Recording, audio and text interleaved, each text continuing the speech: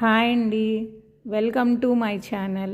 ఇప్పటి వరకు సబ్స్క్రైబ్ చేసుకోకపోతే సబ్స్క్రైబ్ చేసుకోండి. ఈరోజు అక్షయ తృతీయ కదా, మళ్ళా శుక్రవారం కూడా చక్కగా అక్షయ తృతీయ శుక్రవారం కలిసి వచ్చాయండి. చక్కగా ఈరోజు తెల్లవారుజామున 4 గంటల నుంచి 10 గంటల లోపు పూజ చేసుకుంటే మహాలక్ష్మి అమ్మవారికి మంచిది అని అన్నారు.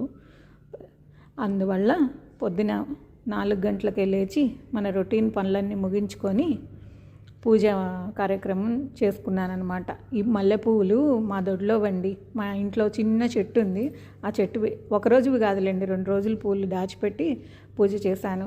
మా ఇంట్లో ఉన్న మారేడు దళాలతో, మల్లె పువ్వులతో, బయట నుంచి తెచ్చిన రంగురంగుల పువ్వులతో పూజ చేసుకొని కొబ్బరికాయ కొట్టి హారతి ఇచ్చాను.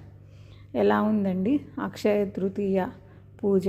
నచ్చితే లైక్ చేయండి, షేర్ చేయండి, సబ్స్క్రైబ్ కూడా చేయండి. Thank you.